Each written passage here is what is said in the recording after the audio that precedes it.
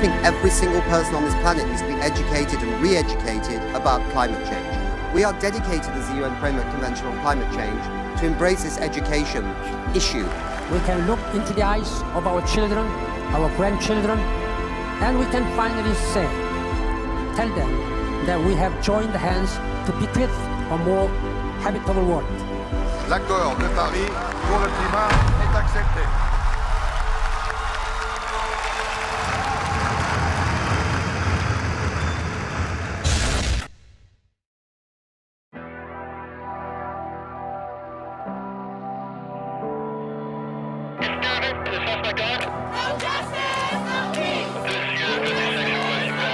State Congress voted to ban abortion.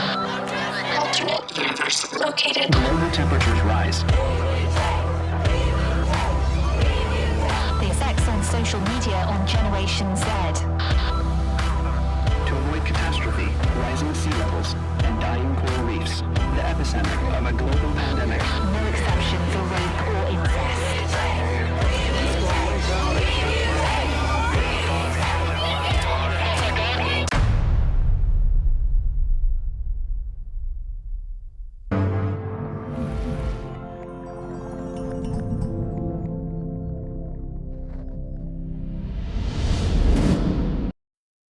Welcome to the COP30 Climate Hub on the second to last day from live broadcasting here from Belém, Brazil.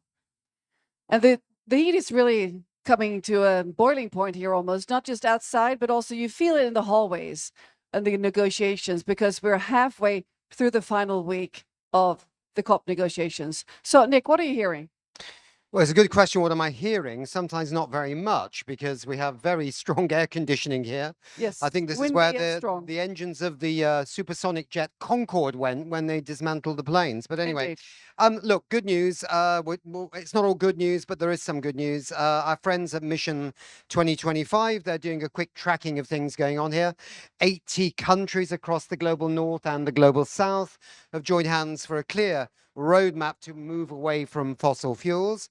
And they've been joined by investors with over $9 trillion in assets and over 50 businesses, business groups, business associations, NGO associations. Clearly, the pressure is building again at a UN climate conference to get the world off fossil fuels, but we need more. And we need those blocking countries that don't want to do it to get out of the way. So let's see. Let's see.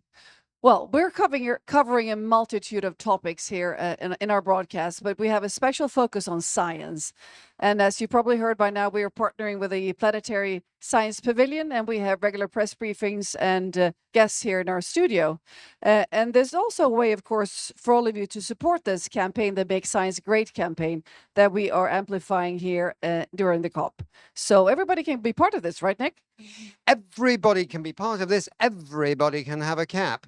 If you donate to this campaign, you can also get a hold of our special edition COP30 Make Science Great Again cap, either here in Belém or from our studios around the world. And these caps are very popular. We've seen lots of people stealing them. And actually stealing them from right behind us. Right behind us when we're broadcasting live. It's quite funny. I think the Washington Times or Washington Post, one of the Washington newspapers, mentioned that they were quite popular here at the COP. And even COP President Andre Carrero de Lago was wearing one of these hats. Well, I managed to get one too. But what you can also do is pay it forward by encouraging everyone to join the Bucket Challenge for Science. And we'll now show a film with the latest from this challenge, filmed here at COP30 by Carl, our wonderful cameraman. Let's watch it. Good morning. Have a good day. Is that all right? So I can't hear you. What is that? Yes.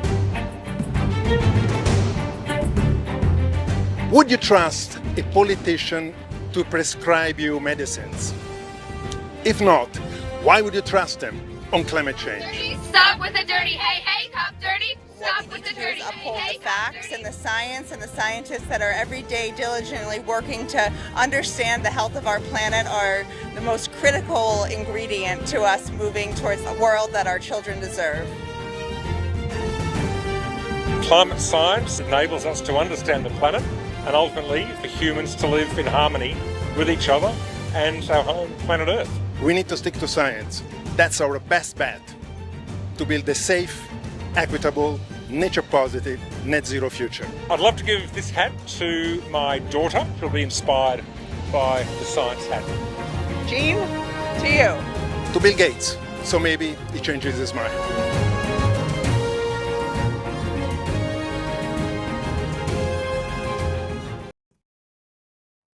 So we're joined again in the studio with Ingmar Renshog, who's the CEO and founder of We Don't Have Time. Ingmar, we are halfway into the final week. Your impressions so far? It's so many things going on here, so it's really hard to get an overview. But my impression since the start of this COP, and it's actually have continued, is that it's for the first time everything is allowed to be discussed. Previous COPs have been a little bit like, if you talk about fossil fuel, you need to whisper kind of thing. Now people talk about it very loudly, not just the activists, they have always been loud, of course, but in the negotiations, I mean, it's credible that we now have 80 countries supporting the fossil fuel phase out.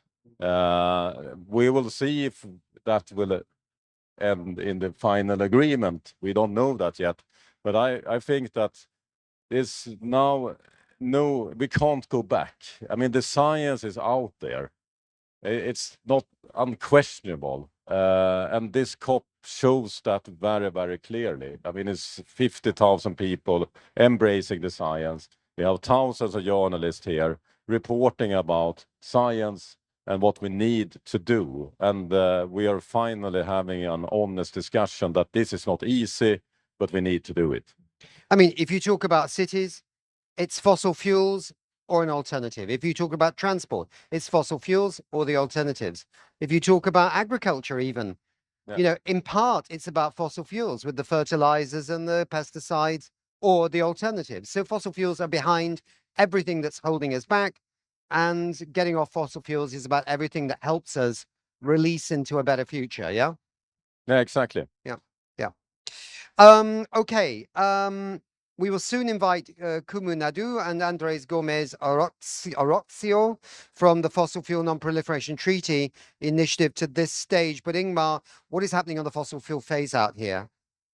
As I said, 80 countries are supporting a fossil fuel phase-out plan. Not everyone are as bold as embracing the non-fossil fuel non-proliferation treaty. Yeah. That is a very concrete way to do it.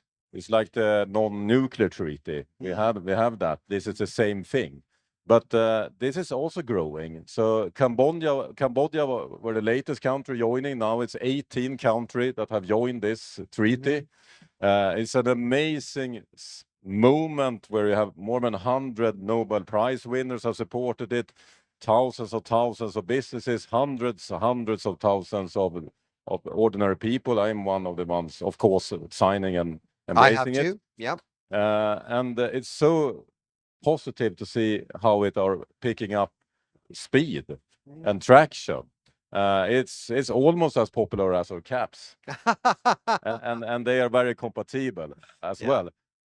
So it will be interesting to see how far this treaty will be able to move the needle here at COP. It will not be a treaty for. It will not be 199 countries joining the treaty here, of course, but there is already something very interesting going on after this COP. In April next year, Colombia has invited other countries to join them in a fossil fuel phase-out conference. I mean, imagine to have a COP where instead of having, you know, all the circles, you have the ones that really wants to be the coalition of the willing to do it and discuss how they can do it and how they can grow it. That's really incredible. So this COP will hopefully lead to something good, but even if it's not a big progress here, it will hopefully lead to be a, you know, lead up to this conference in Colombia next year, and we're looking forward to cover that event as well. So that is something we haven't seen before, and it's so important. And I would also like to say something else around the science.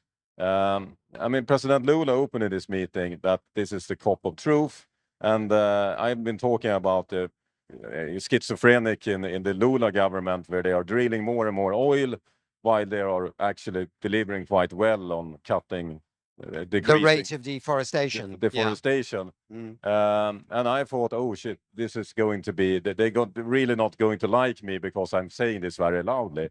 But I feel that they want this criticism. They want to be called out. They're like, smokers. They can't quit on their own, but they want to quit. So let's help them doing that. And one thing I'm really glad about, we are working with the Planetary Science Pavilion, and we were supposed to have this press briefing with the co-chairs Johan Rockström and so Johan Rockström, the planetary boundary Yes. scientist from Sweden, now head of the Potsdam Institute in near Berlin, and yes, and Carlos Carlos Nobre. Nobre, from Sao Paulo So University. those are, I mean, the leading scientists here. But they canceled it because President Lula requested a meeting with them for a briefing before the final negotiations kick in.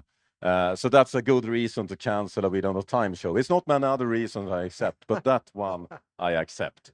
So I'm really looking forward to see what happens here. But that we'll is a see. but that is a measure also of the influence the scientists have created here in this COP by having the Planetary Science Pavilion, and they are acting like sort of almost gatekeepers, or if they hear somebody about to score an own goal on some piece of policy that's not consistent with the scientists, they come, don't Yeah. they? They come running and they They tell like people, have no, it's not like Yeah. that. You need to do this. Yeah, they have a hotline. So if you need help with scientific facts Yeah. in the negotiations, when a country may be saying something that is not really according to science, Yeah. they help out. Yeah. And I would like to see this science pavilion always in political debates. It should be a science hotline.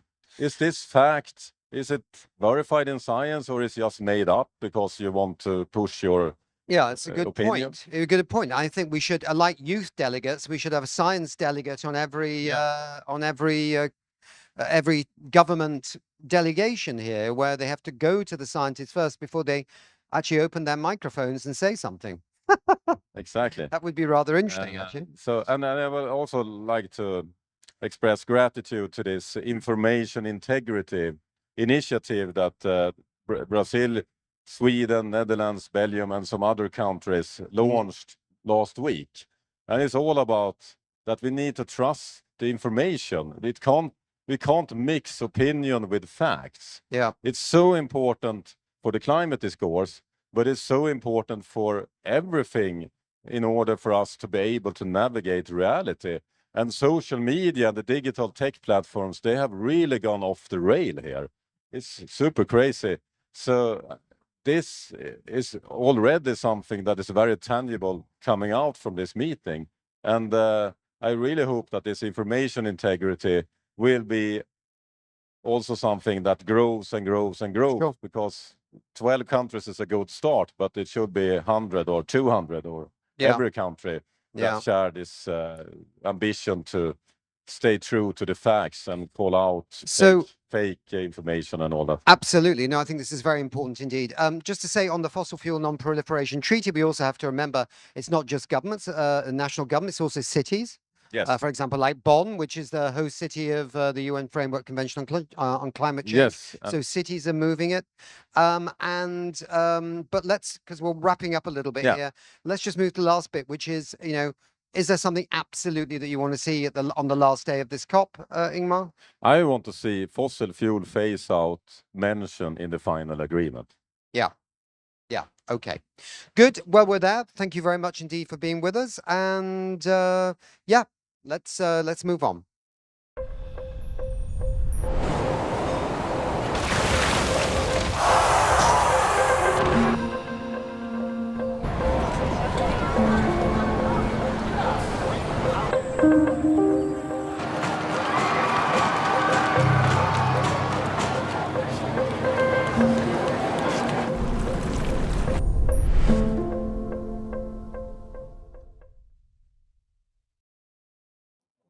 So, yesterday at our daily science briefing, we heard about the devastating impact fossil fuel production has on the environment and, of course, on people too. Today, we're going to delve further into the topic and hear some very interesting ideas for how to leave fossil energy behind. It's now my pleasure to introduce Andres Gomez Orozco, the Latin American coordinator for the Fossil Fuel Non-Proliferation Treaty. Welcome, Andres. The floor is yours. Thanks, Nick. Thank you very much. Just make sure the microphone is right It's underneath right, your okay, lips. Yeah. just- Okay. Okay. First of all, we are talking here about science, and science is very clear. We need to leave fossil fuels in the ground. We know that the plans of the oil industry is doing what we don't need to do, which is trying to expand the fossil fuel industry even to the double of what we need to advance on the pathway to 1.5. We now have more oil and coal, oil and gas products and reserves that will leave us to probably 3 or 4, and it's something that we really need to stop. Life is in the middle, and life is what we are trying to defend here. And then we have these risks around the transition. Countries cannot move by themselves. It's got to be something like a multilateral instrument that could help us to get these economies, especially in the global south, to lead the way out of the fossil fuels and for life. And then we have this opportunity here, which we are not taking enough advantage of, and is that now we are expanding renewables, but we are not replacing oil and gas. So we have an expansion of electricity, but it's not replacing what we are using, the uses of coal, oil, and gas.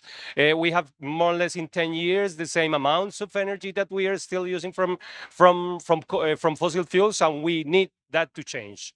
This idea of leaving oil in the ground is coming from the territories. It's nothing like it sounds new for us. Now it's very common, but it was the idea of the people in the front lines. It was the idea of the Ogoni people in Africa. It was also the idea of the Guarani people in Ecuador. And it was also the idea of the Uwa people in Colombia when they were saying, we need to leave oil, coal, and gas in the ground. And of course, we have like this big block of insular nations from the Pacific, which are leading this way.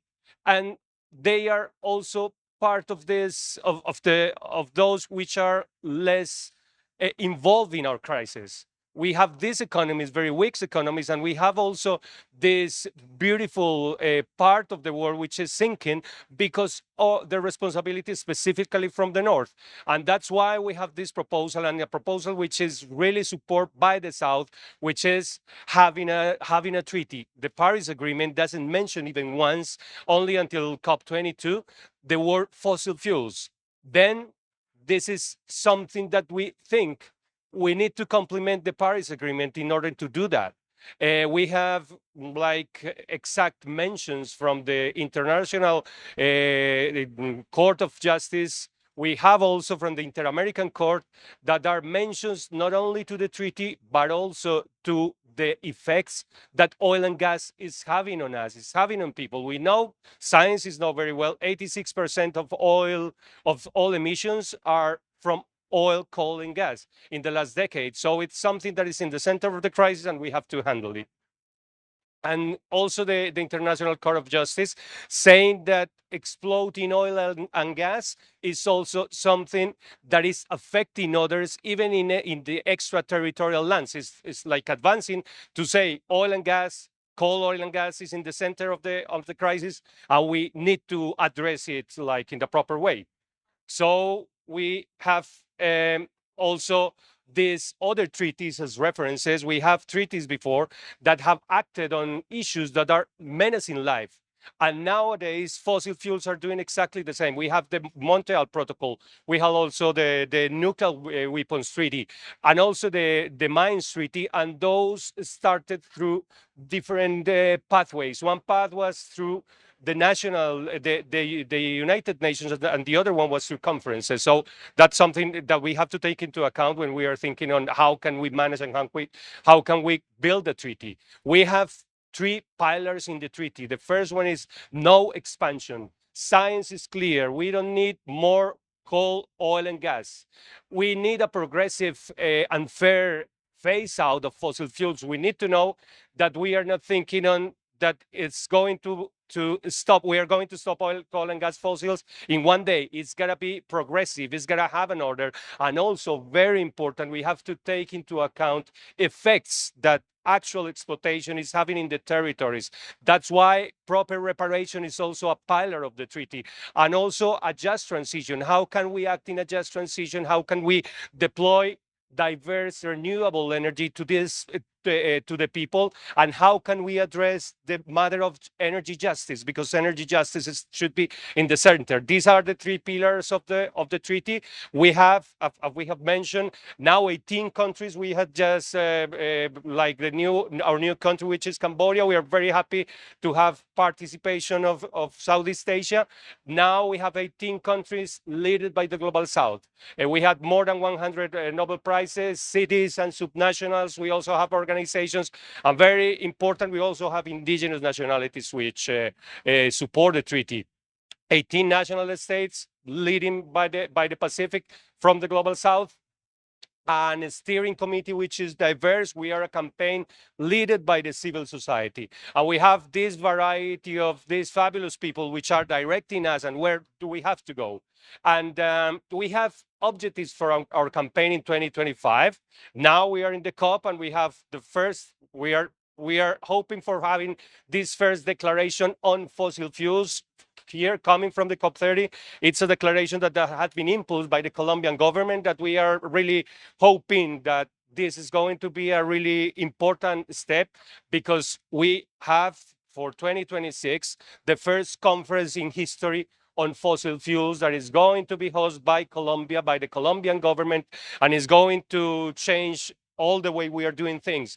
Because, as I mentioned before, through the conferences is the way that we can have countries with higher ambitions, and these higher ambitions from the Global South are exactly related to leave fossil fuels in the ground. So we have this for Colombia is very important, because we have in our country a big dependency on fossil fuels, and also like experience of more than 100 years exploiting coal, oil, and gas. So this is like the ideal framework to think on this transition and to do this first conference to talk about phasing out fossil fuels, the different topics that we have to address. We have many to talk there, and also that will be the beginning of the discussion on a treaty that will lead us to the mandate of the treaty in next conferences. So we have in this conference like the objective of the objective of meeting these high ambition countries to do this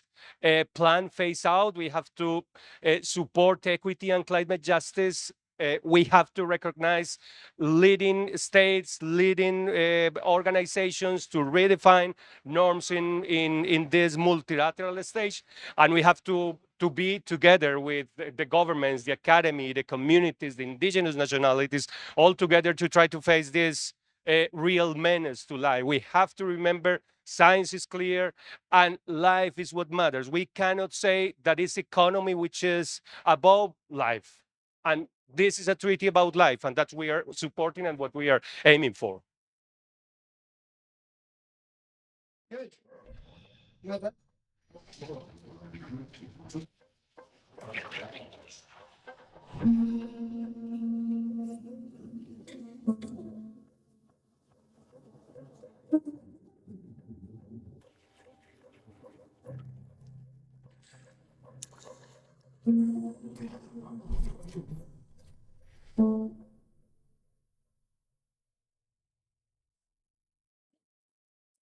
So that was great, Andres. And so that kind of sums up what's been going on and where we are right now, and a little glimpse into the future with the conference in Colombia coming up in April. So that's really super.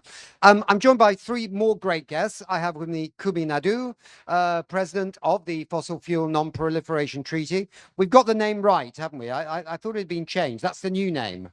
Is that the new name? Is that the new? Okay, thank God. Yeah. Yes. Okay, all right.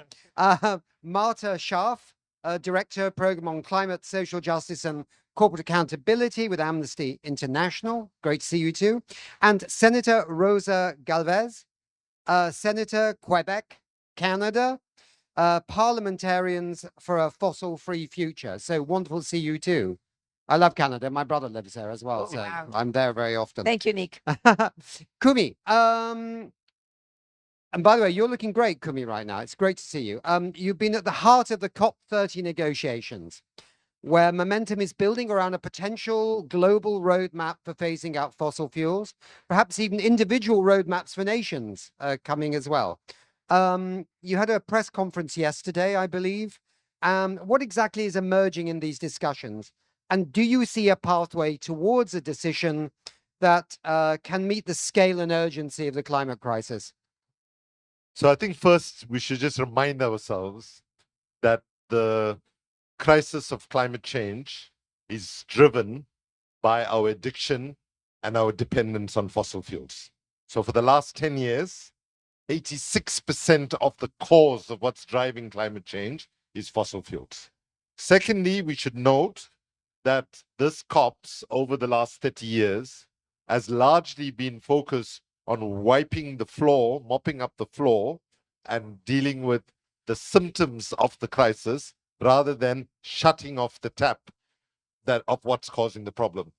And it took 28 years, as Andres pointed out, before the term fossil fuels was even mentioned in our outcome document. Just to put that in context, that's as absurd as Alcoholics Anonymous holding 28 years of conferences before they get a backbone to actually mention the word alcohol in the outcome document. It's like saying, keep drinking the water, but maybe you can carry on having the alcohol, right? Which is crazy, right? And then that relates to one of the problems why we don't have as ambitious a phase-out plan that we need here at this point in the negotiations.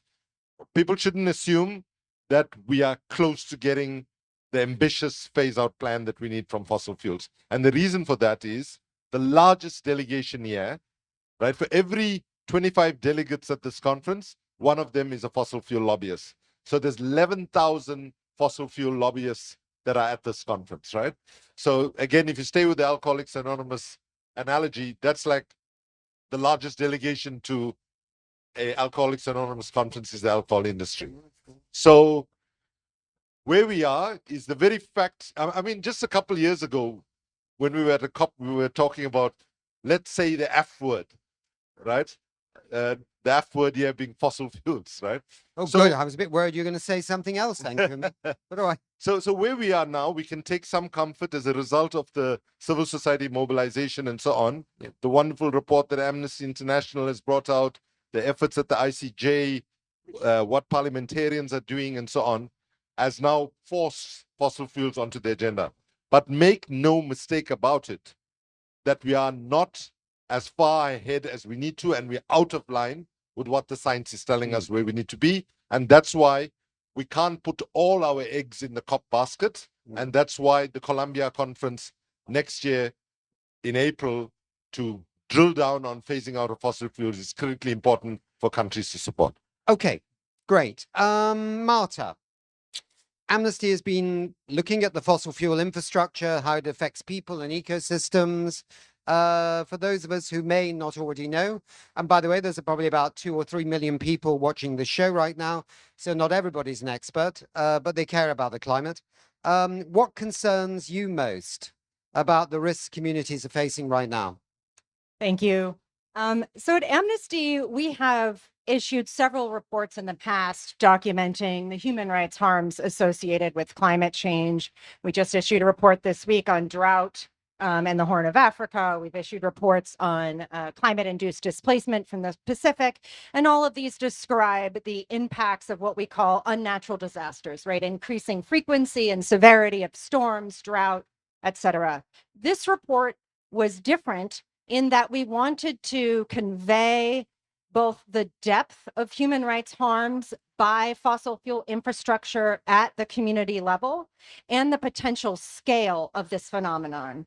So what we did is combine in-depth case studies in Brazil and Canada, Brazil, of course, being our current COP host, as well as smaller snapshots from several other countries in the Americas and West Africa, with a global mapping, which revealed for the first time the number of current fossil fuel infrastructure sites, the number of people who live within 1 and 5 kilometers of these sites, which is 2 billion within 5 kilometers, and 463 million within 1 kilometer.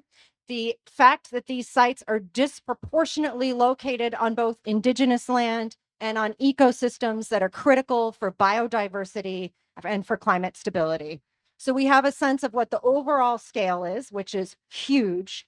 And at the same time, in-depth descriptions of the human experience of living in a sacrifice zone, right? Corporations and governments have decided, we all have allowed fossil fuel infrastructure to be disproportionately located in racialized or minoritized communities where people's well-being are thrown away for profit based on the lie that we need fossil fuels to develop and to survive. When in fact, what we try to show is the opposite is true, with very heart-wrenching descriptions of indigenous peoples losing access to their land, with people losing access to hunting and other processes that are essential for their cultural rights and expression, as well as, of course, all of the health-related harms with which we're familiar, exposure to adverse health, birth outcomes, respiratory illness, cancer, etc.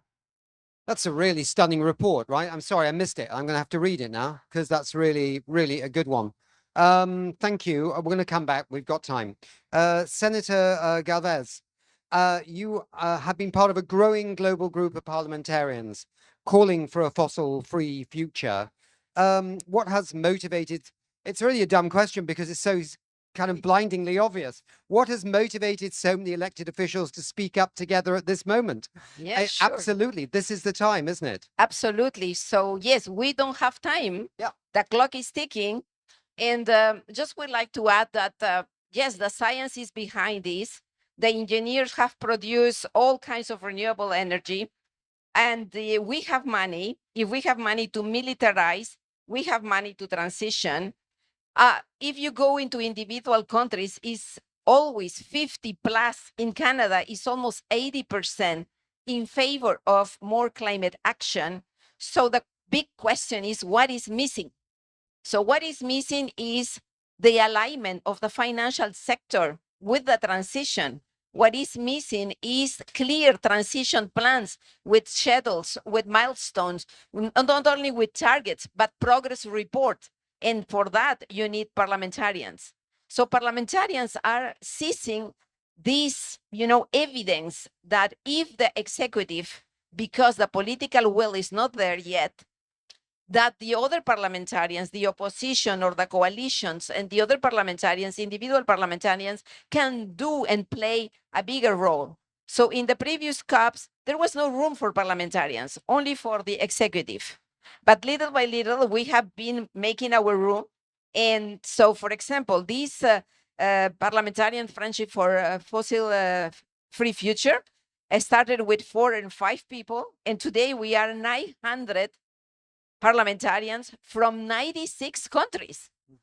And out of that, we have 30 plus parliamentarians that are advocating right now for a protection of the Amazon and stop any further exploration of oil in the Amazon. Why? Because this is a biodome that belongs to the whole planet, and because it allows us to tackle 3 concomitant crises. It allows us to fight climate change, it allows us to fight biodiversity loss, and allow us to reconcile with indigenous people. So what is a Canadian senator doing here is because I'm interested in doing the same thing with the boreal forest. So Canada, last year, $9.1 billion of insurance losses. There are many areas where insurance is not there. And our banks are keeping giving money to fossil fuels. And what is the financial sector call it the double materiality. So on one hand, I say I'm worried about these extreme weather events destruction, but on the other hand, they keep fueling the crisis. I will just want to end this question with two other metaphors. So in civilization didn't left the Stone Age because of a lack of stones. Okay, we left it because we found much better, cleaner, safer, cheaper, efficient ways of producing energy. And we are there and we must follow. And the other metaphor is that we don't have the tobacco industry saying what to do with the patient with lung cancer. So lobbyists, there is no room for them here. Absolutely. Let me just come back to Andres.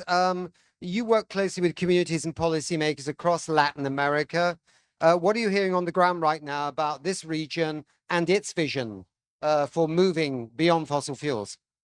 Yes, Nick, we are really close in the treaty to communities, to indigenous territories here. We are now in the Amazon. We, as I mentioned before, we have 11 indigenous nationalities, all of them Amazonic, that are supporting the treaty because they really want their territories to be dedicated to life, like as they have been doing all the time. And after the numbers that Marta just mentioned us, when we are talking about racialized and this structures imposed to people in the global south, what we are seeing is that we really need to reconciliate with the territories. We need real action, and this real action needs to be done really quickly. The sensation that we have all the time in the territories when we go around the Amazon, for example, is that this is also a place for energy injustice, because there is also these people there with little access to energy, and then also having all this burden of the structures that are contaminating their lives. So that's very important to think on ways of talking about energy justice when we know that there is an imbalance between the north and the south, and who is the sacrificed territories and who are in these centralities that can enjoy energy and what we think of development is. So that's very important. And for the region, we also have these economical problems that we have to face. We are talking about the treaty because countries of the global south cannot do it by themselves. There is no justice even in the debt structure, in all the financial structure, to make these countries like us, countries like Colombia, countries like those in Latin America, to move away from fossil fuels without the help of the other countries, without climate, without debt justice, without financial justice. And then that's why we, from the territories, they are also supporting a treaty that can convey to these like important topics of the discussion of phasing out, and to try to collaborate and to impulse the same treaty. We are going to have the conference in Colombia next year, and this conference is going to be like a very strong participation of civil society and indigenous communities, because we have to change also the way we negotiate, the way we relate, and this relationship should part from equity and from fairness. Yeah. Okay. So we've got a little bit of time left, so now we can have a little chat. I mean, it's a really interesting moment, is it not, here right now? Because we have all the numbers now on the fossil fuel versus the renewables. We've seen the numbers here, the investments in renewables just going and going and going up. We have a lot of lobbyists here for the fossil fuel industry. We have, I mean, all the science is behind what you are talking about. There's no question of the science on this. The International Energy Agency said no more new fossil fuels from, I think, 2022. So, you know, there's a lot of people behind what you are talking about. And yet, right now, it seems like the fossil fuel industry are really fighting like dogs to disrupt what's happening here. Because why? Are they actually realizing they might be losing? Kumi? So thank you. I think you introduced this question by saying we're in a very interesting time. Yeah.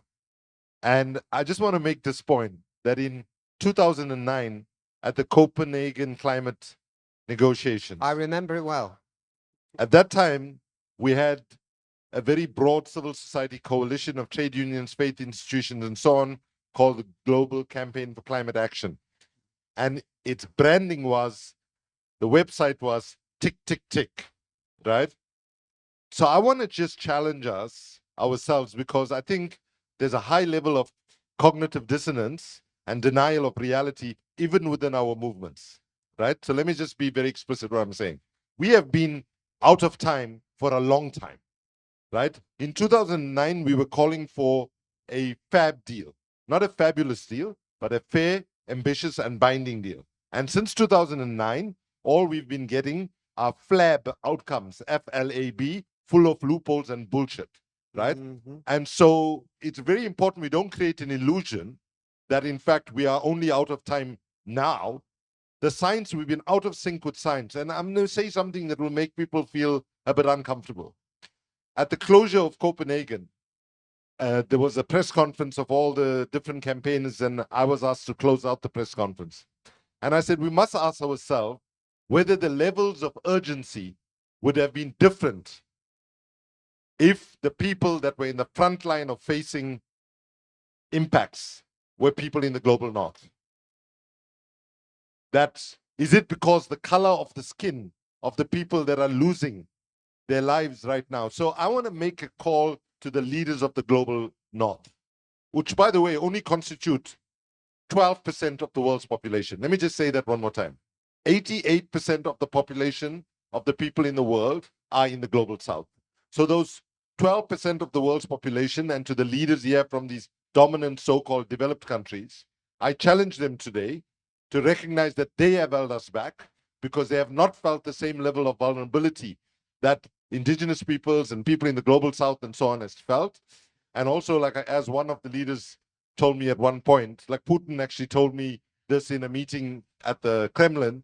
He said, well, in 2006, he said, well, you know, climate change might not be so bad for us because it's really cold here, and maybe some places that we couldn't do agriculture and so on, we'll be able to do agriculture. He talked about growing grapes in Siberia, yeah. So I just want us not to pretend that we come into this space as equals. As Mary Robinson said in Glasgow in 2021, she said, this COP is male, pale, and stale, right? And I think maybe on gender, we've done a little bit better over the years. I don't think we've dealt with the staleness, and we still have not dealt with the genuine global north-south. Kumi, come back to this question I posed, right? There are even banks in America now, which is incredible to say. There are even banks in America that have been reducing their investment in the fossil fuel industry recently because there's not much exploration going on with the private sector in the fossil fuel industry right now. They're consolidating their positions, right? There's something going on, Kumi. The renewables are now screaming ahead. They're doubling every 2.5 years globally. Could this be the last scrap? So 2 quick responses to that. It's great that renewables are ramping up. Yeah. It needs to happen much more. The costs are coming down. All of that is good. But we just have to keep saying we can do all of that. But if you don't shut off the flow, it's a problem. And on the specific point of finance that you mentioned about the banks, the troubling problem is this. The fossil fuel industry is making I'm sorry, I'm going to say it in these words, shit loads of money. Yeah. Right? Such that they don't even need to borrow for their expansion activities. So they don't have a reliance on banks. So, but obviously banks are responding in the self-interest, and the language that comes out in a space like this, they are scared about stranded carbon assets. They're worried about investing in it, and then when the world finally wakes up, they're going to be sitting with an asset that actually will have no economic value. Let's look at this general point. I mean, what's your, generally with everybody here, there are many countries that still depend on fossil fuels, right? And there are some countries in the poor parts of the world that depend on fossil fuels. What are we going to do about them? What are we going to do about the Angolas, the Mozambiques, how do we, deal with these realities? Listen, I think that the global north cannot let the global south commit the same mistakes. We need to help them. And then the help is about debt, renegotiation, maybe forget some of the debt. Also the other aspect is to the transfer of technology. And the other aspect is for sure that the critical minerals that are necessary for the transition cannot be as the past extractivism model, because that won't work. That's not inclusive. But I would like to add the issue with this is the elephant in the room, which is the subsidies that the government gives to the oil and gas. Because if they can be reporting record profits every year, is because we help them.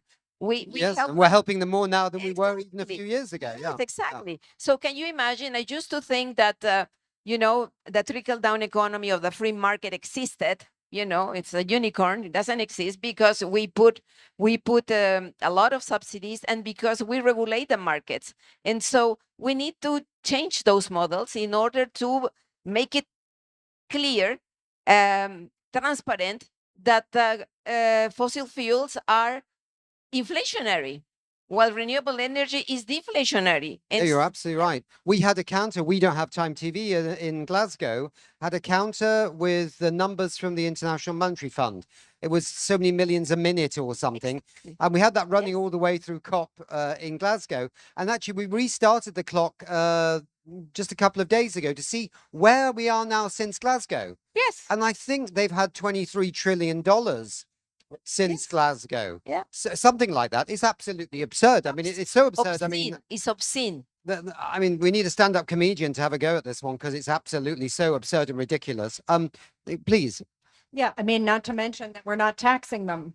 So I think you're to your point about providing assistance fulfilling the obligation of the higher income countries, the historic emitters, to fund both the transition, adaptation, so capacity to survive the climate change that's already baked into the system, and loss and damage in lower income countries, which contributed almost nothing to the problem that we're in, to climate change, and that continue to experience the harms associated with climate change, as well as you said, energy poverty. One way to meet some of that obligation is to tax the wealthy who are benefiting from the current system, and to tax the fossil fuel companies. So there's a negotiations going on last week in Nairobi about a binding tax convention. We see that as an important component of ensuring an end to the extractivism that you're describing, in addition to canceling debt where appropriate, et cetera. I've never understood why it is. I mean, that okay, there's emissions trading, or you could have a carbon tax, right? I mean, we all know that the price of a barrel of oil has gone from, say, $30 a barrel to $150 a barrel.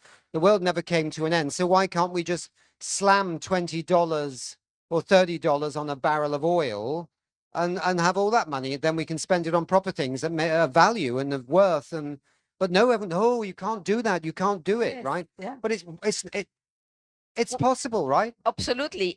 But what happened is that the oil price is set by a cartel, Right. While if you are with renewable energy, then you are independent of this cartel. And I think that bothers certain groups of people. Right. And the answer to this really critical question is that who controls who here? Do our governments regulate the fossil fuel industry?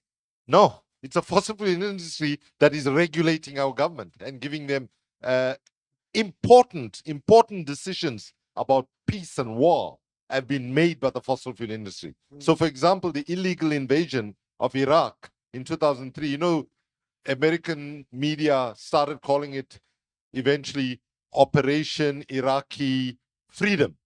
But you know what it was called before? It was called Operation O, Iraqi I, Liberation L, and spelled oil. And then somebody was sharp enough to say, please, let's not be as obvious. Many powerful decisions that have been made as not in the interest of ordinary people have been made in the interest of the most. And let me say something that will upset some people. The fossil fuel industry leadership, not the workers. The workers are our brothers and sisters, right? The leadership and those that control it and are making profit occupy a morally equivalent position that those that traded in human lives in the so-called slave industry occupied at that moment in history. So today, the fossil fuel owners and leaders are the equivalent of the slave owners and those that dominated that industry in a different epoch in terms of their moral and legal standing. And certainly in the United States, it's not a surprise, right? I mean, Donald Trump asked for $5 billion from the fossil fuel industry. They gave it to him, and now he's paying them back. I mean, I don't think anybody. I mean, that's probably the most transparent piece of shit, to use your terminology, Kumi, that we've ever seen before, right? The knuckles are off in the United States. There was always the knuckles were actually in gloves before, but now they're off. Yeah. I speaking as an American, less so Oh, as okay. I wasn't sure Amnesty. whether you were Canadian or American. Sorry. Yes, well, we're all Americans, but from the United States. I just want to add that, you know, the United States has taken on an incredibly, they've always been a spoiler. Thank you. They've always been a spoiler, but the extent to which they are now being coercive in demanding the purchase of U.S. produced natural gas is not something we should overlook, right? This is bullying, it's coercion, and they are also doubling down on extractivism for critical minerals. And I think it is essential that others stand with us, other countries stand with the activists in the United States, and demand an end to the bullying and stand up. I mean, the total capitulation in the United States is very damaging. And so other governments need to avoid that capitulation and stand up and double down on the fossil fuel phase out that, as you explained, is well, the urgency, the numbers, they're all there. Yep. What about China? Sorry, this is not in the script, but now it's just a good conversation. What do we do about China with this issue? I mean, okay, some people have problems with China, with human rights and things like that, but certainly on climate change. I mean, they are tearing away on the green economy, on clean tech. Yep. We all know the numbers in terms of what they've been installing in terms of renewable energy, battery storage, even the restoration of forests, right? In China is quite incredible. I mean, they were badly trashed, so it's not the indigenous forest, but it's restoration. How can you reach out to them as a Okay, it's a fossil fuel non-proliferation treaty. Yes. How can we reach out to the Chinese and get them on board? It is important to think on this high ambition coalition of countries leading from the global south that what proposing basically is to have this specific space for discussing that. And it's been the way that other treaties have also worked before, because then you have this high ambition coalition and then it's finally adapted to the United Nations like environment. And then you can force these countries to adapt to this high ambition coalition and standards that have worked before, and we think it's going to work now. We are seeing. Will you invite China to Colombia? We are not going to invite China to Colombia. We are having this high ambition coalition, and this high ambition coalition will operate this diversity. Keep that microphone close to your lips. After that, and will of course force this participation in the near future. Is that we hope. We are not. My understanding is the Colombian government is inviting all nations of the world to come. Okay. Right, but in terms of where we're putting our efforts in recruiting, we want those countries that fully accept the science and fully accept the urgency of the moment we are in, but absolutely not, you're not cherry picking individual countries. And when I became president of the Fossil Fuel Treaty, I wrote to every single government in September last year, October last year, inviting them to be part of the process. But people might remember a Kevin Costner movie called Field of Dreams, which came out in the 80s. The old people like me might remember. And the tagline was, if you build it, they will come. And what we've been doing, so inspired by my colleague Andreas, who's been here longer than me, we have built it now. We've got a cluster of serious countries, including 3 fossil fuel exporting countries, Colombia, Pakistan, and Timor-Leste, that are on board. So once, come April, I guarantee you, what you will see is more and more countries will go. And bear in mind, the route here is that we are following the landmine treaty route. The landmine treaty was negotiated by 44 countries outside of the UN system and then brought to the UN General Assembly for ratification. And that's what we're going to do. Now, skeptics will say, even if you get that, what happens for example, US, Russia, and China did not sign the landmine treaty. But what happened was the social license had been taken, and even though they didn't formally ratify it, you saw a complete drop in the production, manufacture, and use of landmines. Sadly, the invasion by Russia of Ukraine has taken it up again. So even if the dominant fossil fuel exporting countries don't, their license would be withdrawn, and we would then be seeing a much faster demise of the fossil fuel industry, which is already happening, as you yourself said. Yes. No, I worked for the UN for 17 years. I know a little bit about how treaties work. So you're absolutely right. It's not a breaking the deal if you don't have somebody ratify it. They can also follow it too, right? Can I add that, you know, this transition to renewable energy is unstoppable. Nobody can stop it. Even Trump cannot stop it. And there is a void because US has left, you know, the scene, the field. And so if it's China occupying that space, and we can see it here in COP, you know, Saudi Arabia, China, Brazil, the BRICS is here aligned. And so outside or inside the treaty, I think it's unstoppable because it's cheaper, it's cleaner, it's safer, and is independent of geopolitical drama that is going on right now. And China is all over the world. You go into Colombia, Chile, and Caribbean, and you go into Asia. It's everywhere. So I think that they are there already. Talking about the United States, Nick, we have to remember that we have subnationals also being part of the treaty, and we have California. Yeah. And that's very important. And that's exactly the sixth largest economy in the world, or it always was. We always use that number. We don't remember where we got it from. Okay. So we got 2 more minutes left. How do we wrap up this conversation? I mean, it's very interesting. We could go on and on. It's a fascinating topic. Let's think about these last few days here at the COP.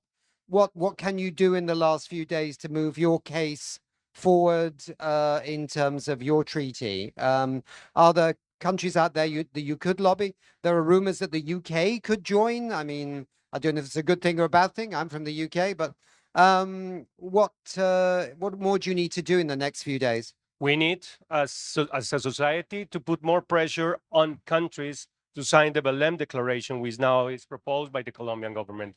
That declaration is like marking the path to the conference that will be held by Colombia in April. So there is a very interesting way because we are linking here the roadmap. Brazil is talking about the roadmap and the materialization, the concrete way that we can get with this roadmap is through the conference, through the first historical step that we are doing in Colombia. I think that's very important to mention.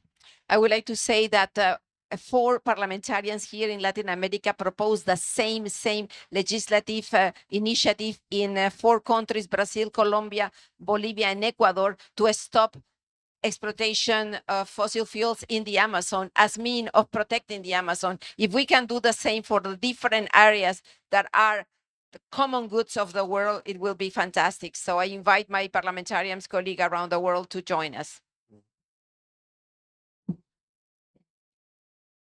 I mean, I don't have much to add. I think the one thing that we haven't talked about a lot is the importance of social movements and the importance of civil society. And we are where we are, including on the banks and other issues, because people are fighting back. And we need to recognize that we got here to where we are with the potential to have a stronger commitment to phase out fossil fuels after 28 years of silence. And that we need to continue to leverage that momentum both within these halls and make sure these halls are safe for everybody who wants to protest, and outside to get our governments to commit to phase out fossil fuels, to sign on to the various declarations, and relatedly to commit to climate finance, because we can't simply phase out fossil fuels. We need to make sure to fund a just transition. And I endorse all of that. He endorses all of that. Kumi, that's the shortest response I've ever had from you, but that's also part of the transformation we're going through right now. Thank you very much indeed for being with us. It's great work. I must say, I was a bit of when I first heard about the fossil fuel non-proliferation treaty, I was a bit, that's never going to fly. And now I'm sitting here eating my humble pie. So really, well done, everybody. Thank you. Thank you.